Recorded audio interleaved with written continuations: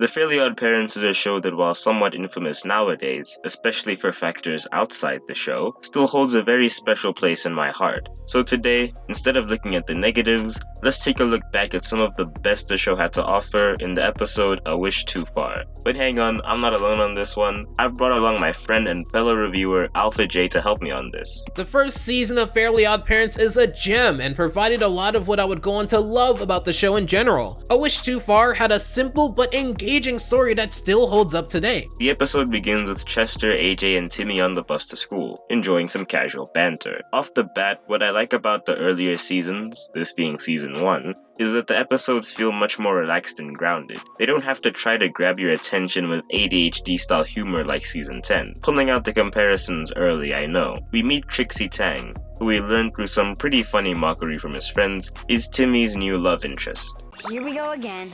She's the prettiest girl in school, and today she's gonna sit next to me. What makes today different? Today she's gonna have a place to sit. Bye! Moving on from Timmy doing a pretty good job here joke-wise, this episode places a big emphasis on popularity. The idea that being popular is a big advantage to getting what you want, and if you aren't popular, you're pretty much invisible to the school. Trixie is played up to be the pretty, popular girl in the school who everyone wants the attention of, but not everyone will get said attention. She only reciprocates Tad and Chad, who are basically the popular counterparts to AJ and Chester, and Veronica, her right-hand woman. It's clear from the jump that Timmy has no chance with her unless he becomes popular himself, which at first he tries to do through normal means. Hey, Trixie. Hello, Empty Bussy. Growing up as a kid, I used to wonder why Timmy didn't just wish for certain things outright instead of putting in the work. Even as a kid, I understood that certain plots and scenarios could be hand-waved in just a wish or two. Now as a reviewer, I realize it is to make the story more interesting. This episode would have been much shorter and way more boring if the first 2 or 3 minutes were replaced with Timmy just wishing for Trixie to notice him or for him to become popular. This introduction shows us something important, which is that Trixie and her friends are extremely shallow, and despite all the perks they have, there's not really that much to them. Now for most shows, this would be what destroys a dynamic between two characters like this, but in my opinion, in this episode at least, this is what helps the moral that the episode tries to teach. But I'll address that later. Hi, everybody. I keep glaring at him, but he won't leave. Group glare! It's not working! Quick, plan B! Oh man, do I miss the days when they mix different types of humor. After watching some of the worst episodes the series had to offer, it's so much fun to be able to laugh at these episodes again. But I think I'll let our resident panda discuss that with you. It is almost a tragedy to think that people growing up today may see the later seasons of Fairly OddParents and assume that it was always that way from the start. Despite a weak conclusion to its animated legacy, the show was an incredibly strong contender for one of the best Nicktoons of all time at its prime, and it had a lot to do with the fact that it was front-loaded with a lot of comedy. I mean, just take this cafeteria scene here. Timmy approaches the popular kids table, and then you have the absurdity of simplifying the popular kids' conversation down to basically stating the obvious, "We're so popular!" You have the abrupt violin stop when Timmy attempts to speak to them, Veronica's absolutely wild expression both in face and voice when matched up against Timmy's ignorance combined with the silly sound effects enhancing her erratic behavior, the idiocy of commencing a group disapproving glare that only could have come from the popular kids' collective brain cell, not cells, cell, the unexpected moving of the table, topped off with the violinist focusing on musically documenting Timmy's failure, and it all happens within a little over 30 seconds.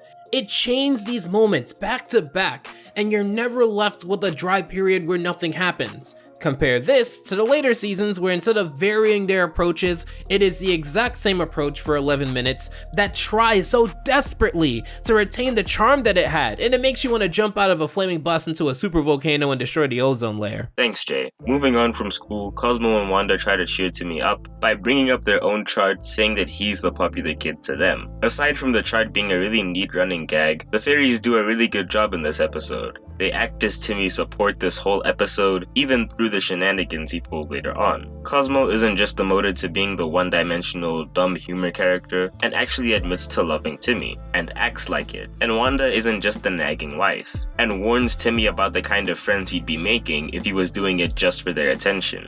Hey, Timmy, you should see the nuts we just... Bus coming! Popular Move it! You could say please. Fine, please move it. You see this thing where Timmy acts like a jerk only for it to bite him in the butt later? While it is a pretty predictable type of moral, especially later on, it's still a very effective way of structuring an episode with a moral like this. As we see later on, Timmy begins to act even more like a douche to the people around him, but it never gets to the point of being annoying or unlikable. It's in Timmy's character to be a brat sometimes. He's not exactly the poster child of good behavior. Contrast this with another Nick show, albeit from a different era, The Loud House. It's really clear to see how this kind of character can easily fail. Different era, different characters, I know, but the fundamentals of storytelling are constant. Watching characters be absolute jerks for their own personal gain, or straight up disowning another character out of stupidity, selfishness, and mental lack of brain capacity isn't the most entertaining thing to watch. Up! Seats taken. By who? Trixie. A lot of you watching this right now might be thinking to yourselves, this man is being a sim, or a beta, or anything along those lines. Now, as someone who has called someone from this series a simp before, which somehow proved to be insanely popular, I wouldn't call Timmy a simp here. Let's look at the fact that he is a literal child, and this is probably his first actual crush. He's not even doing anything too crazy. All he wished for was some new clothes, and started acting a little bit differently. Compared to some of the things that I've seen other characters do, Timmy is actually the most tolerable I've seen in a long while. Not to mention, he has insane riz.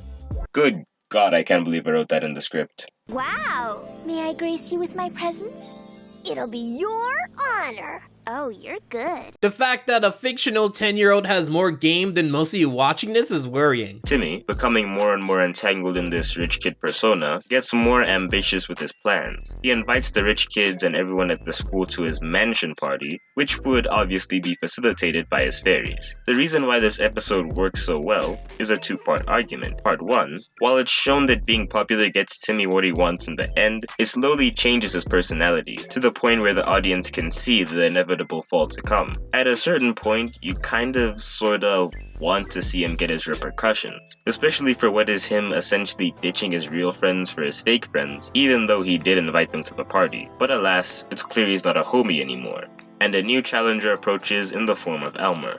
It seemed like I got on your nerves with all my wishing. Well, it was the selfish, thoughtless, rude, abrasive way you wished that annoyed us, sweetie. So, I made your list of what I'll need for the party tonight at my mansion. Huh.